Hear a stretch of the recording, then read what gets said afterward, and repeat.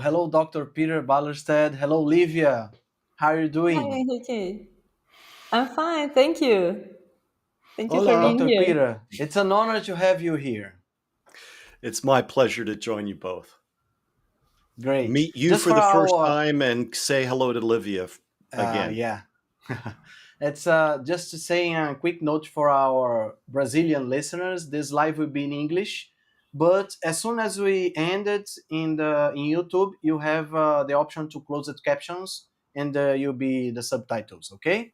But we are now speaking English, and if you don't speak English, don't worry. You can just sit there and watch our beautiful faces because we are okay.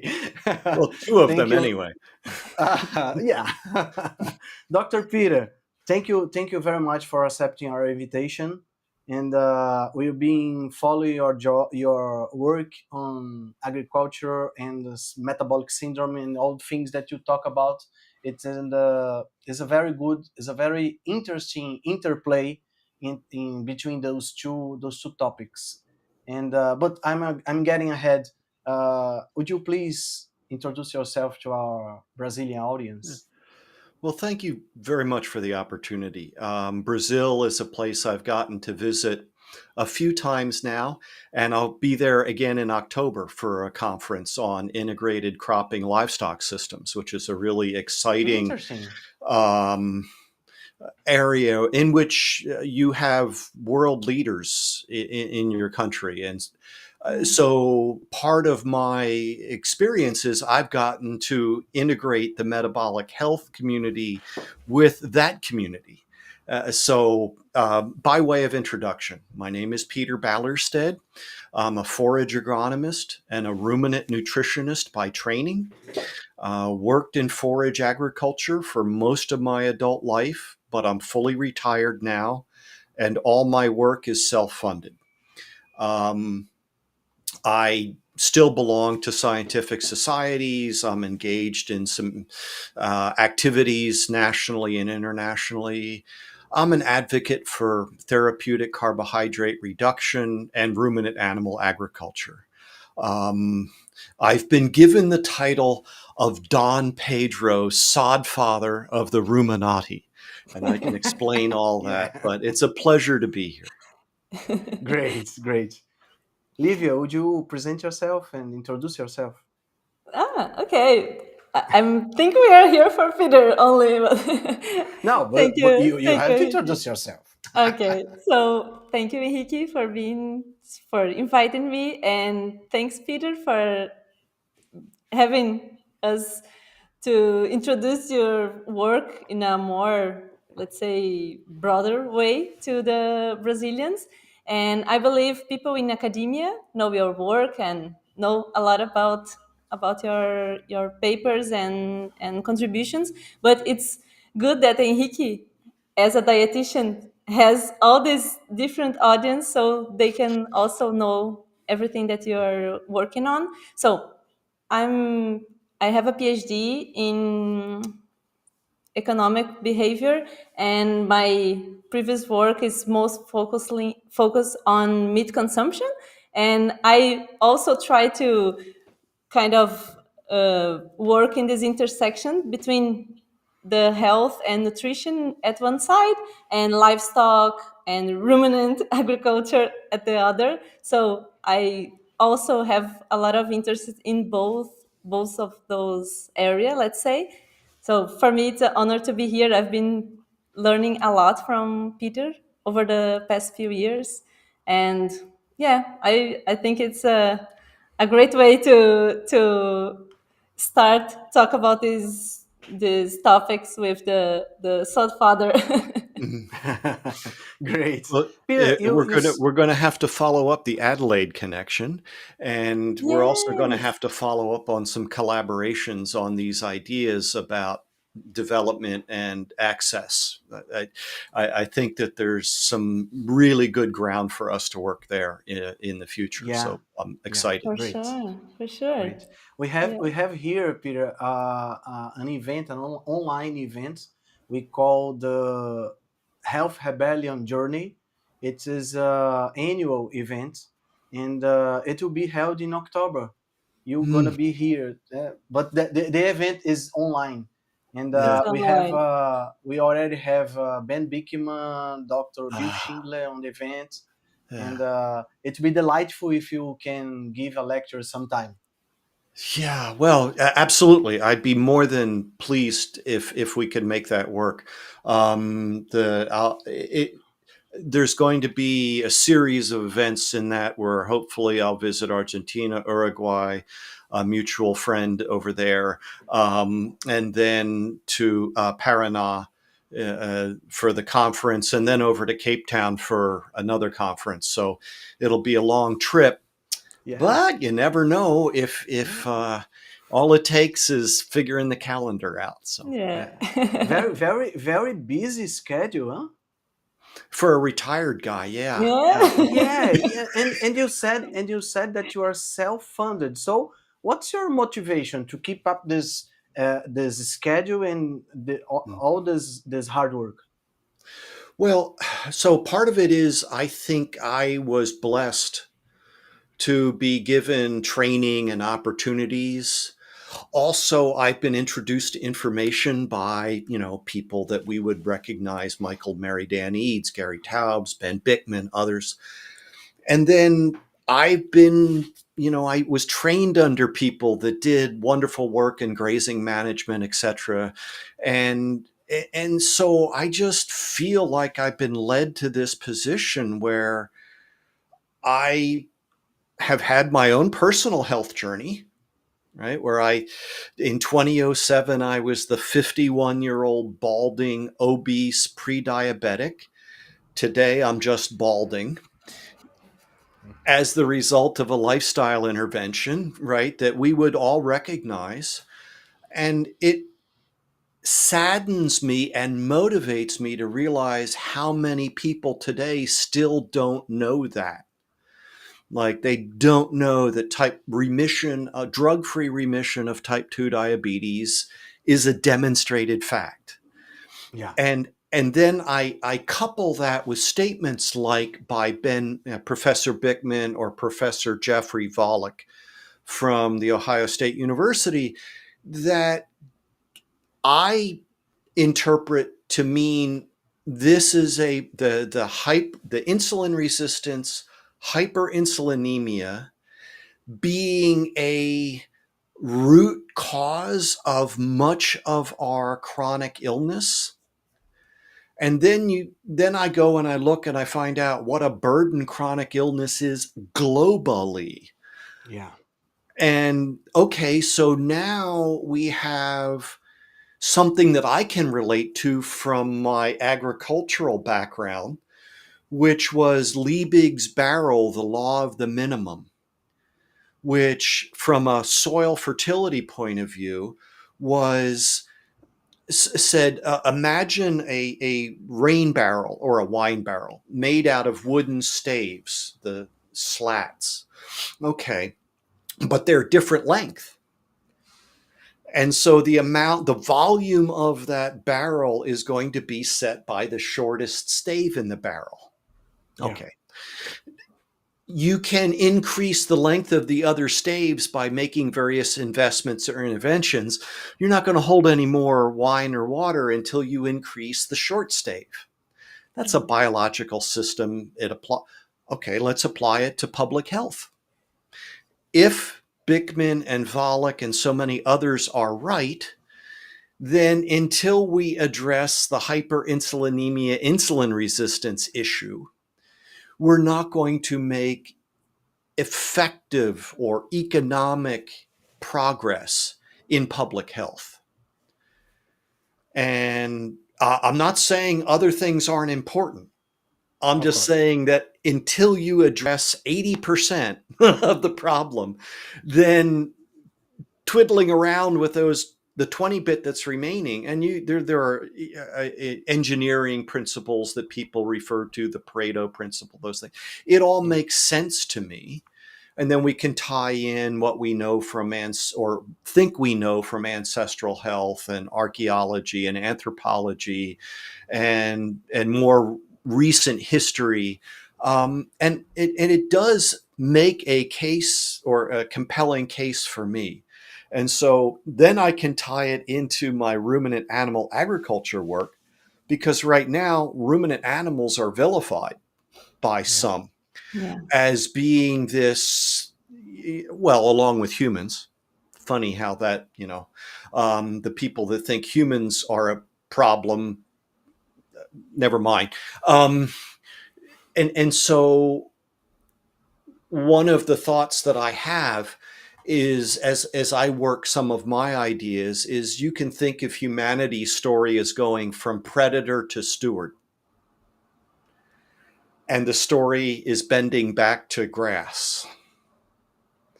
Right? Yeah. We started on the savannah, and then, the arc of time and history, and we've applied various interventions to produce more edible biomass from whatever environment we were in. But we were limited by technology, we were limited by knowledge, and so we did some things that had massive negative impact.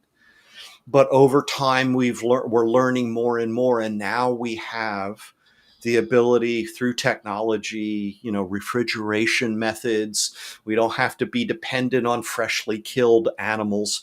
We can, right? And so all of these things now could take us to a better place. Meanwhile, we live in a world where by 2050, 70% of humanity is going to live in urban areas. And the vast majority are going to live in the tropics. So what's that mean for our food supplies? Yeah. Right? And we have current advocates that would have us removing nutrients from the soil in the form of plant source foods and shipping them to urban areas. But those plant source foods aren't providing those critical nutrients either at all or in the most available form. So now it's an environmental problem over here. So how do we then get that circle to bring those nutrients back to the productive areas? Well, that's a big problem I don't think many people are addressing. So I see all these pieces that I can make a connection, but I recognize I'm just a forage agronomist. So I want to work with people who know these other things and bring them together so that we can have a better conversation end to end. We can find solutions.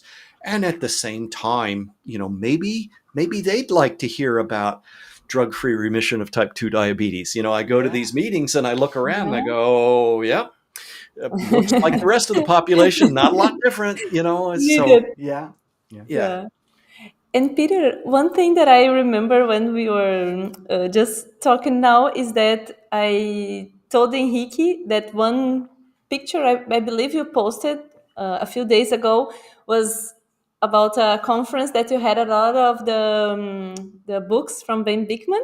So Why We Get Sick. And I told Henrique, Peter is like that. He's there explaining, for example, in a conference for agronomists or people that might not even know who Ben Bickman is, and he has all those books on the table. So that's the kind of important connections that I believe people needed so desperately.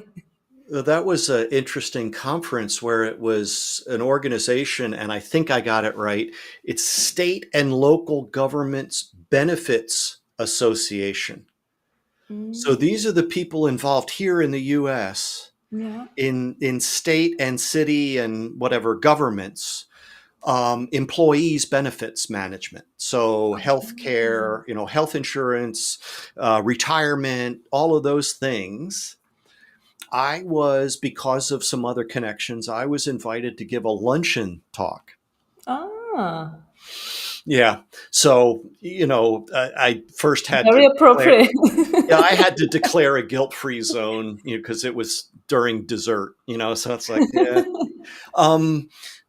But because I don't take speaking fees, I was comped a vendor table in a very large exhibition area and very high level exhibition. And so I have been a member of the Society of Metabolic Health Practitioners for a long time. I think pretty much since its beginning, but I may have missed a few months. But obviously, I'm not a medical practitioner. And so I was there as a representative of the Society of Metabolic Health Practitioners. And I was distributing copies of Ben Bickman's book to anyone who promised to read it and then pass it on. That was, cool. And today only at this event only, it comes with my special bookmark, which happened to be my business card, so just trying to sell it, and so I gave away 108 copies of Ben's book.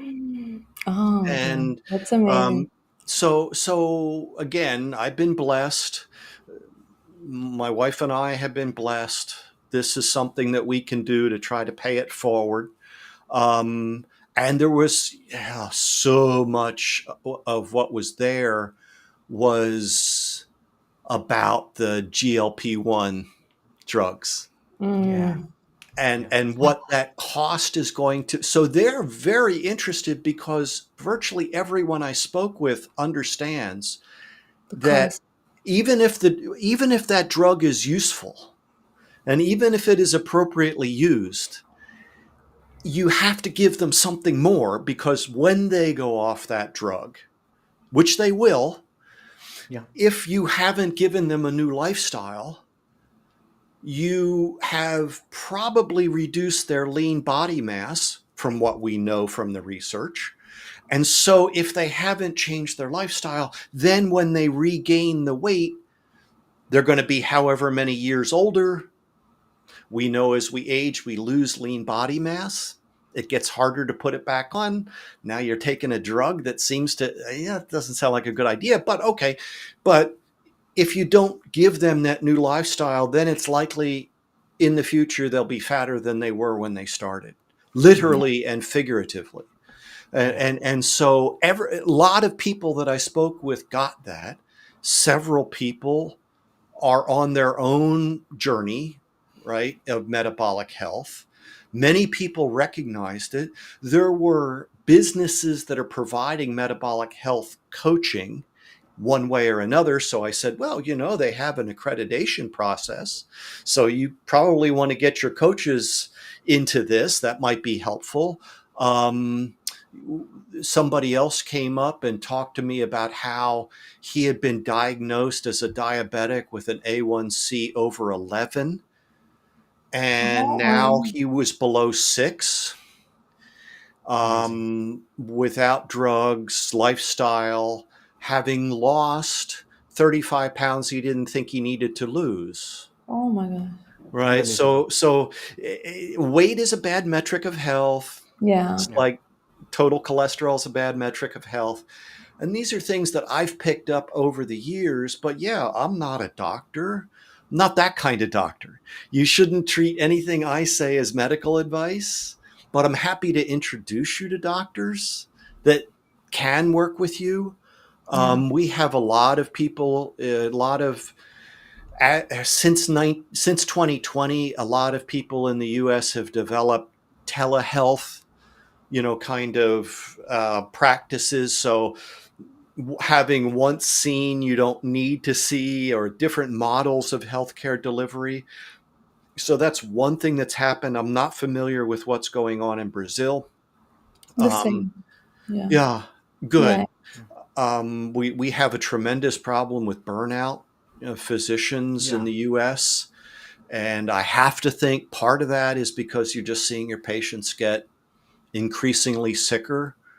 And then you see the examples of doctors who were there, but then they saw something and it changed everything for them. And now they're helping patients get off of medication, lose weight, which isn't a requirement. There have been the studies that prove significant improvements in metabolic health without significant weight loss, because that Yeah. argument was thrown, said, oh, well, it's just because of the weight loss.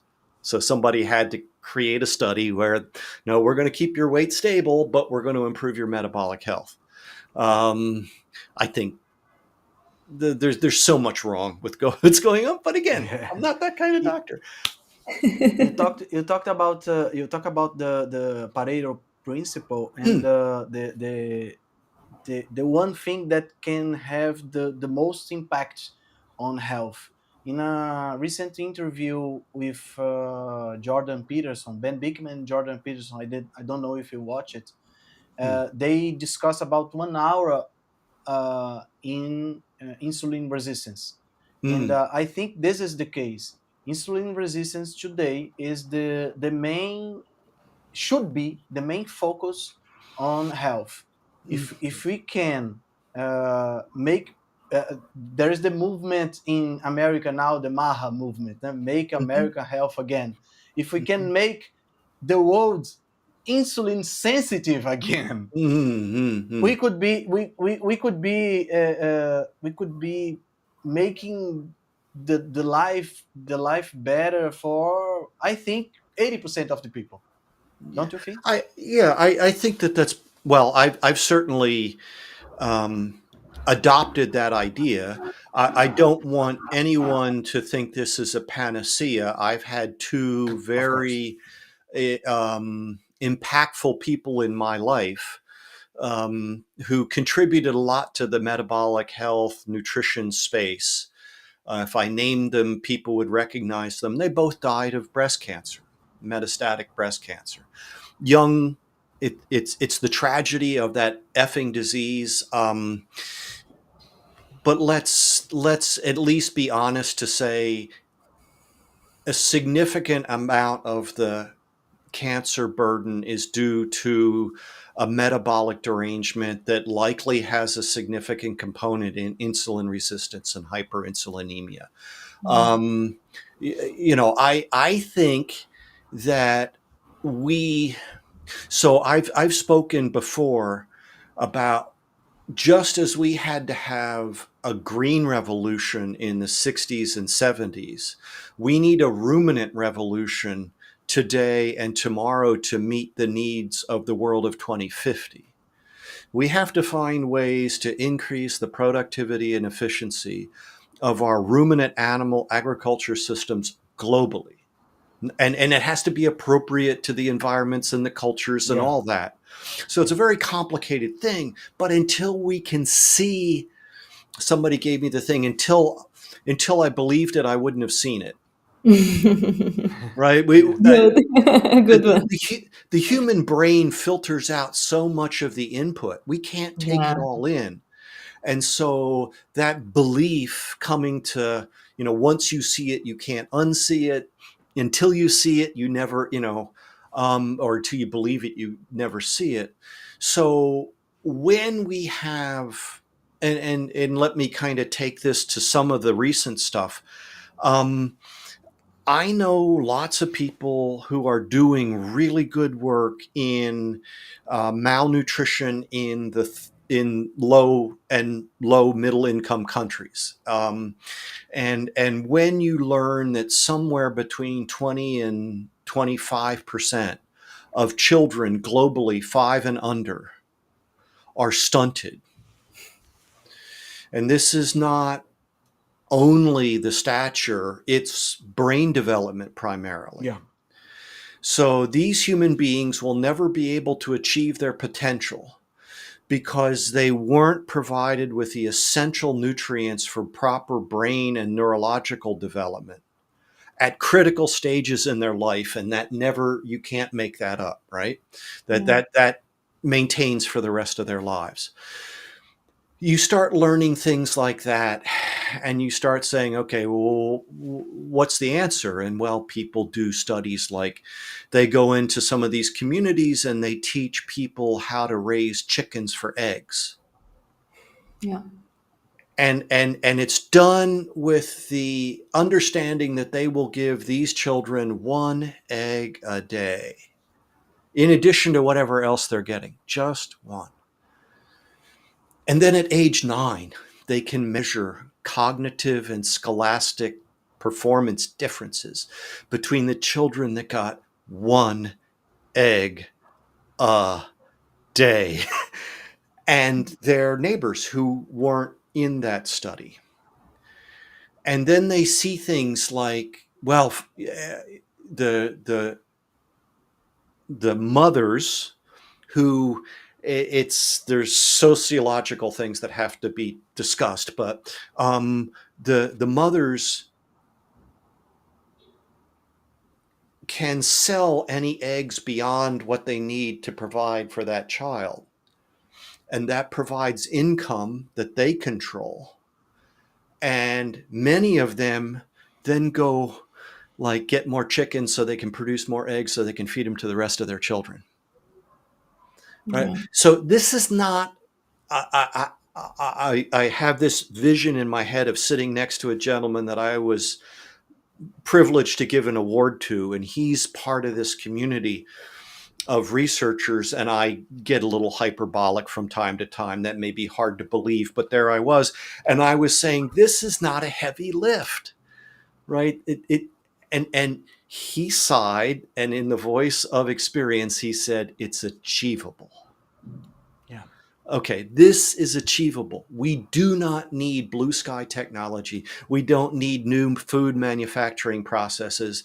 We just need people to see that this is something that's worthy of investment, that this is worthy of support in all the different ways, so that we can maximize human flourishing. Perfect. Because it is by maximizing human flourishing that we will reduce human impact. But flourishing requires nourishing. Yeah. You can't have a flourishing society that's malnourished, just as cognition requires nutrition. So as we face whatever problems are out there, what do you think 9 billion properly nourished human brains, interconnected and communicating, can't solve? Yeah, Right. That's a great question. That's a great question. So this is part of what motivates me. And then I realized that many people within that community of researchers and within that space, malnutrition is typically thought of as a lack, when in fact malnutrition is composed of both undernutrition and overnutrition. Yeah. Yeah. Now, the problem with overnutrition is it implies the calories in, calories out mindset, right? People are obese because they eat too much, they don't exercise enough. I don't believe that's true. I think it's been shown to be incorrect, but you can see how all that kind of ties together. And so then you look at obesity and overweight as overnutrition. Therefore, these people, right, okay. So I am asking the question, what if we shifted the definition of malnutrition and used a definition that goes, it's any diet that evokes metabolic derangements due to any nutrient imbalance. Any diet that evokes metabolic derangements due to any nutrient imbalance. So that takes in a lack, that takes in too much of one relative to another. Okay. And that then has a profound impact on how we look at malnutrition. I have actually heard people say, look at what a great job we're doing in agriculture when we have so many obese people. Okay, that's a product of that mindset. So if, then I begin to talk about the tsunami of malnutrition that we have currently hitting the shore. It's not like we have to look way out there. If you only look at malnutrition as a lack, right? Calorically malnourished, calorically, starvation, whatever. That's 2 to 3 million deaths a year. That's a shame. That's a scandal, right? That needs, yes, absolutely. But if we increase or adopt that more expansive definition of malnutrition that I just suggested, it increases it by a factor of 10. 29 to 32 million deaths a year could be attributed to all of the chronic illnesses, including the calorics, under nutrition. So, okay, now we start to look at something that has I'll use the word holistic approach. We're looking at 60 to 70% of humanity being malnourished. 60 to 70%. And a significant number, over 2 billion people are not overweight or obese, but they have these malnutrition related, right? So that gets us away from looking at weight specifically and looking at these conditions. Anytime we talk about sustainability, we need to talk about societal factors and economic factors, as well as environmental factors. And there's many more environmental factors than merely greenhouse gas emissions. Unfortunately, we tend to devolve just down to that one aspect of one factor rather than all of these issues. The economic impacts of malnutrition based on that definition that I've suggested is 5.8 to 6.5 trillion US dollars per year for direct and indirect costs. That's terrific. It's difficult to grasp that value. Absolutely. It's difficult to grasp $1 billion. Yeah, imagine too. And this is a trillion, to quote. And yes, what could we do with that? Well, I'm working on some numbers that suggest for a fraction of what we're directing into other, we could get a multiple, like a double-digit ROI compared to this other that at best is a 1 to 1.5 ROI, which doesn't sound like a good investment to me. But that's for later, and I need some economists to help me with those arguments. If you just ask then, what's the environmental impact of malnutrition healthcare? Yeah. And so this is only one portion of the environmental. Well, let's call it 2 to 4% of global emissions. What's cattle on it? Cattle is 6% total. Yeah. Right? And we can talk about that in a bit, but just, what if increasing the one decreased the other? Right? Again, the amount of energy that's consumed, for that industry would be somewhere between the third and the sixth largest economy. My gosh. The waste that's generated would be 3 to 5 times the country of Denmark's. And you could look at liters of water consumption. And I would say, since we're only looking at malnutrition healthcare, this is arguably avoidable. It's not we're talking about eliminating healthcare.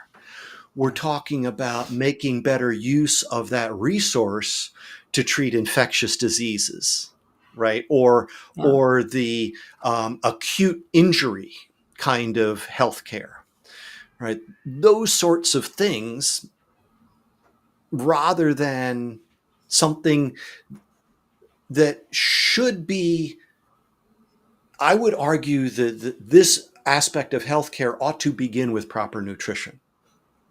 And then we would, rather than looking at drugs or whatever to treat. So there's two quotes that I go with, death is inevitable, but a life of protracted ill health is not. Chronic disease prevention and control helps people to live longer and healthier lives. That's the WHO. But notice they talk about prevention and control. They don't talk about remission. Yeah. Now, yes, I'm all for prevention, right? And okay. Yep. But meanwhile, we've got millions of human beings, billions, in fact, who are currently suffering. And we have the possibility of remission. Okay. And then a quote, which I believe I got from somebody that's already been mentioned: we should all strive against the generation and propagation of unnecessary human suffering and pain. And now we get to where people are advocating for things that, by my perspective, are not going to address this, right? The global, the global diet, right? The Eat Lancet approach, let's force everyone to adopt a extremely low fat, extremely low protein, poor quality protein diet in the name of better health and environment. Well, sorry, I can talk about the environment, and I've learned from people that can talk about the health. I don't believe either one of those. So. Perfect. And Peter, just one thing, that when you mentioned the global emissions and cattle as well, one thing that I usually are asked is regarding the consequences of production and meat consumption. What do you think are the key points or the main topics that people would get it right in a faster way? Let's say water or green gas emissions. Do you think one of these, or let's say what the ruminants eat that we cannot eat it? Yeah. So what are the topics do you think we should kind of focus on and make people come to our side on this conversation? Yeah. So number one, there is no feed food competition. That's a myth. Yeah. The land use issue is misunderstood and misrepresented. The vast majority of land that's agricultural is not suitable for crop production, right? And then there's no sustainable food system without livestock in general, and ruminants in particular. Another, you cannot replace food production with food processing. And I can explain that one. That over half of the world's cattle are in Africa or Asia. 3/4 of the sheep are there, and virtually all the goats are there. What are you saying we're going to replace those with? Half of the world's farmers are still using draft animals, and they're responsible for about 1/3 of our food supply globally. Are you going to give them all Kubotas fueled by diesel? Soy is not grown for livestock feed. Soy is grown for oil. The byproduct of oil production is fed. We in the US feed less corn to cattle than we use to produce ethanol. So many of the narratives are coming to us. Now, I have a perspective, so I've already said it. I'm pretty open about it. But so much of this conversation space is influenced by people who are not forthcoming about how they believe that every animal has the same worth as any human being. Full stop, disagree. we have to, sorry, can't go there. So there's a question from Daniel. And again, there are nutrients that are solely or best provided by animal source foods, period. Now, I understand some people don't want to believe that. You're entitled to your opinion, but you're not entitled to your own facts. And we understand that we talked about proper human brain development. And then you can hear the tragedies of misguided parents trying to raise their children through vegan diet, and how those children are then harmed. And so if you yourself are going to follow a vegan diet, then understand you must be very, very careful about where you're going to get all of these nutrients that your diet is not going to be providing. If you're going to be following a vegetarian diet, my understanding of a vegetarian diet is it's an omnivore that doesn't eat meat. Yeah. So right. I mean, so Exactly. red meat is an animal source food, but not all animal source foods are red meat.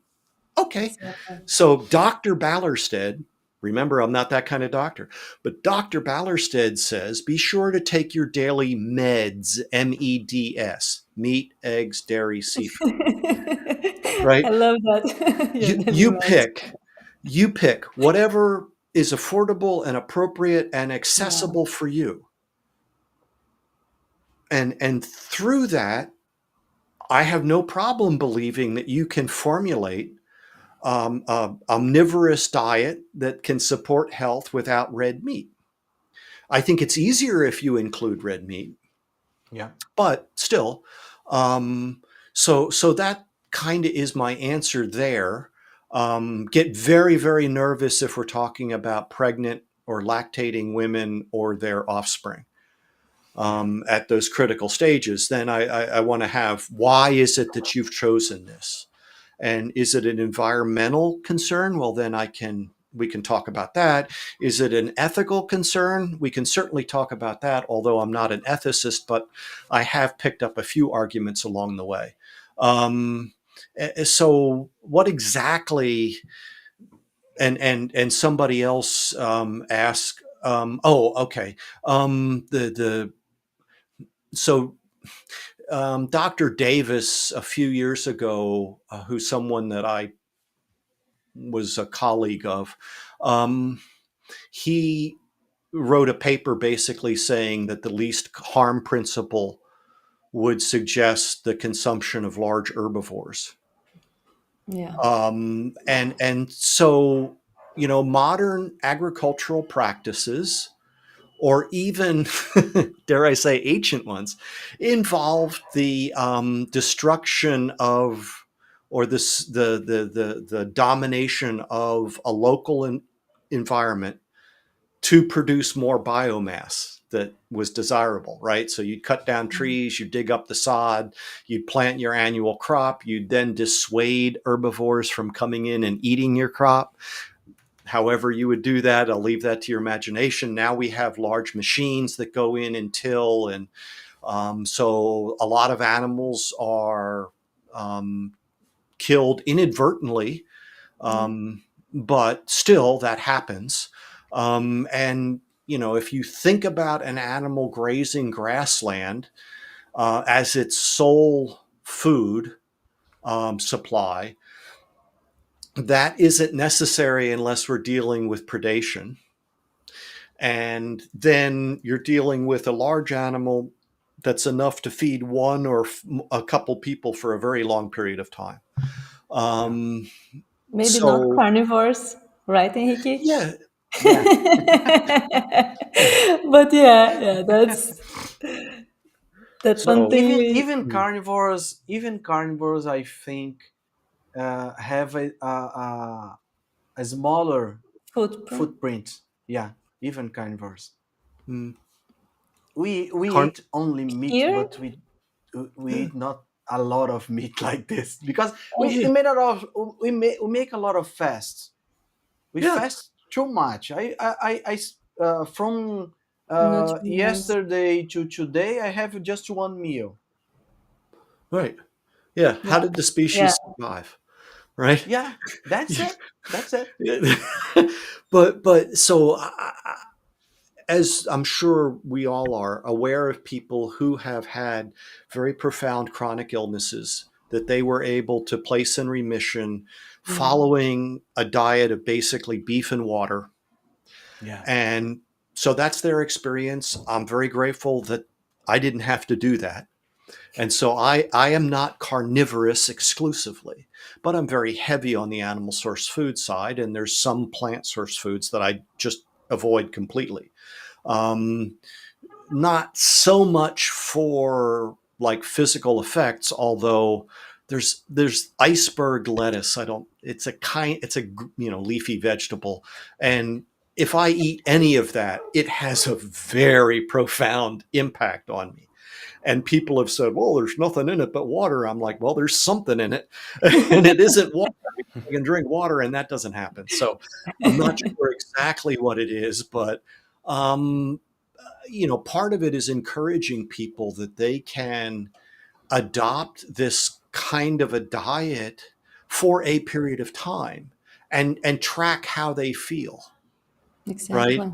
So many people are living with sort of background problems that they've just been around so long we don't even realize that they're a problem until they go away, and then we go, wait a minute, I feel better. My digestive system is better. My I'm not, my joints aren't aching. My Yeah, thoughts are clear, right? mind. Yes, And exactly. so that's also part of what motivates me is there is a history of mental illness in my family. And so anybody who's had that experience knows its profound impact. And the idea that there are people now doing research on metabolic psychiatry, okay, now let's talk about liberating human beings, right? From and so much of this is on that nature of, if we're going to go back to sustainability and look at societal impacts, what's the impact of people with diminished lives, right? They're not as productive or they're not as active, not because of choice, but Yeah. because of physical constraints. They can't pick up their, would you like to be able to pick up your grandchildren? Right? Implying maybe, would you like to live to see your grandchildren? I mean, Yeah. we're seeing this kind of rolling catastrophe. Yeah. And then what's the role of the grandparent in raising the grandchildren? Right? Once upon a time, that was very much part of it because the parents were, distracted by doing other things. And, society has changed from what it once was to what it is, and hopefully it'll be something different in the future. But all those sorts of things. And then that gets us to, we don't just eat for nutrition. We Yeah. eat for societal engagement. We eat for enjoyment. Yeah. Right? I don't see the cows out there going, "Oh, this is so Mm. good." They're like, "It's time to get this," and then I got to go back under the tree and ruminate. When I'm not out in the open where there's all this. So there's those different, and we've lost it. We've lost it based on, we have to have convenience, and I get convenience. And, in countries where reliable electricity is an issue, then having shelf stability becomes an issue. Yeah. And, so I'm not as simplistic as I might sound, like one thing and then everything's fixed. I see that we have this multitude of problems, but again, I think nutrition is sort of the basis of herd health from my training. No veterinarian would come in and say, well, let's treat your malnutrition with this drug. It would be like, what's wrong with your feeding plan? And I understand that global agriculture looks different than what I was trained in. But one of the things that I find amusing is in the dairy industry, we have trained people since I was back in college, and that's a few years ago, to sample every lot of hay. And a lot is hay that was one harvest from one field planted to one mixture or variety, right? So that's, and so they are not going to the table and looking up and saying, oh, look, hay has this feed value, I'll plug that in. They're going out and trying to take a representative sample and sending it off to a laboratory to do proper work to come back with values that then they can plug in. Well, when we look at a food label or a table, we're looking at averages of averages. We're looking at something on a label that could be plus or minus 20%. We're looking at labels and values that we don't even understand, and that gets me to where I stand and up and talk about when is protein not protein. Yeah. Right? You see protein listed in grams on a food label, but people don't understand that's crude protein, not true protein. And then I have somewhere in the conversation to suggest that swine nutritionists have been balancing their rations on an indispensable amino acid basis for 40 years or so. Yeah. And we don't do it for human. And if we were just advocating for, minimally processed omnivorous diets, we probably wouldn't need to. Yeah.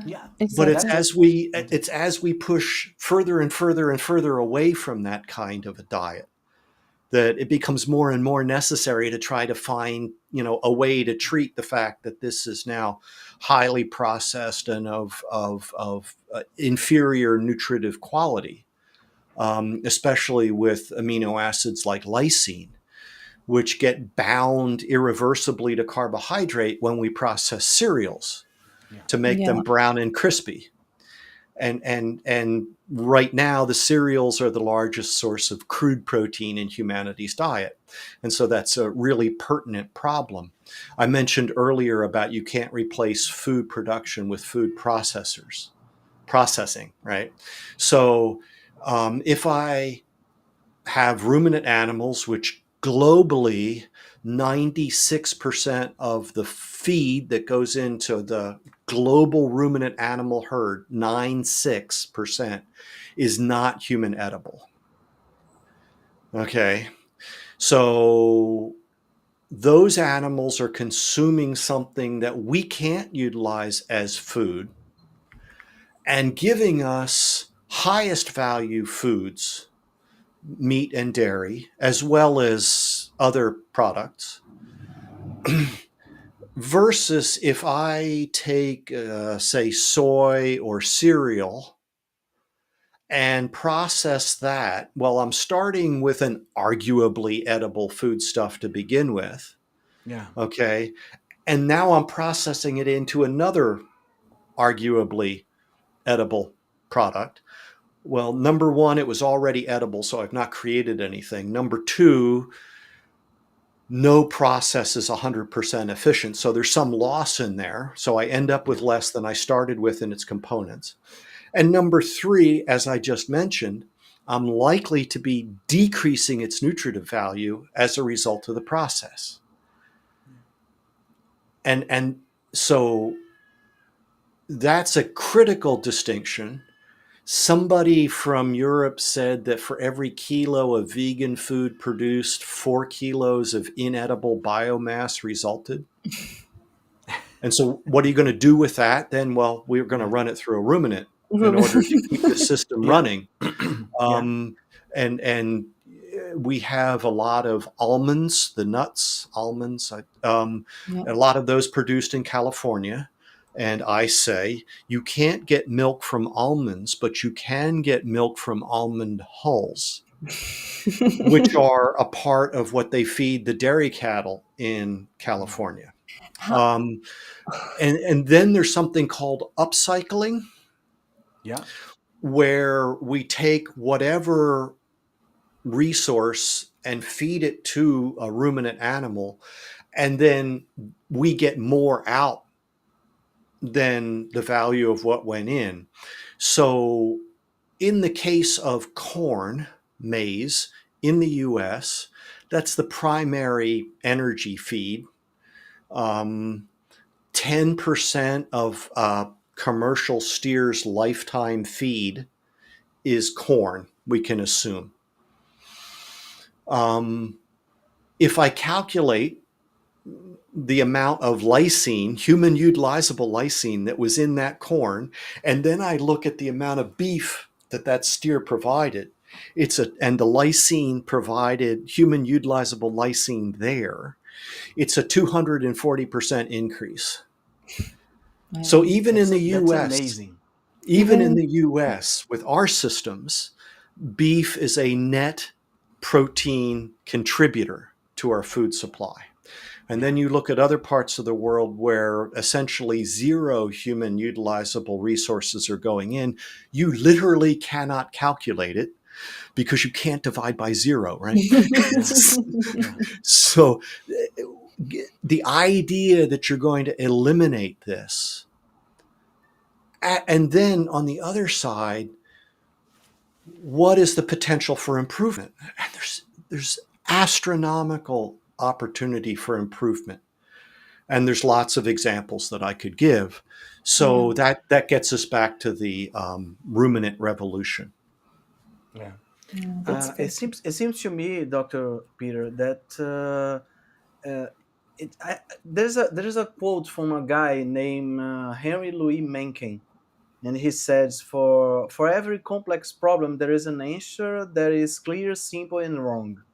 And it seems to me that this vegan idea and this global diet idea and all these things, it's kind of this.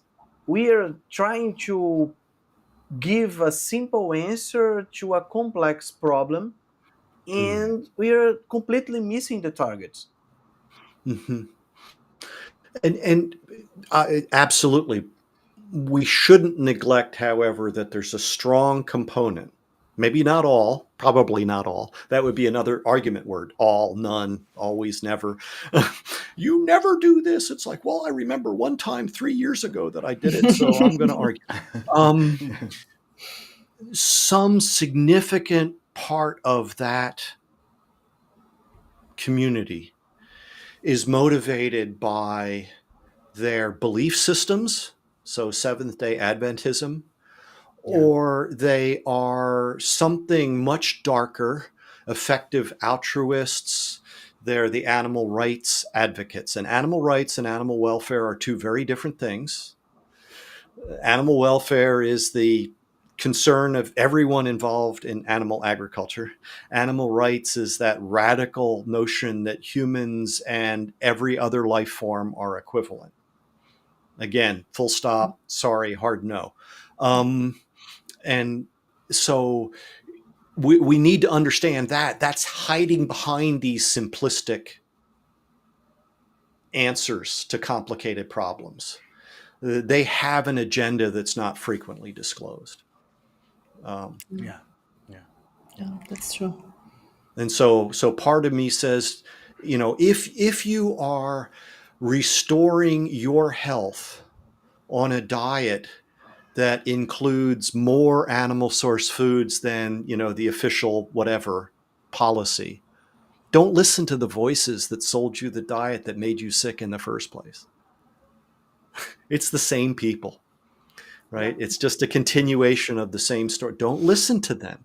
You can find, you value your own health more than the scare stories of what's going to happen in 75 years to the planet.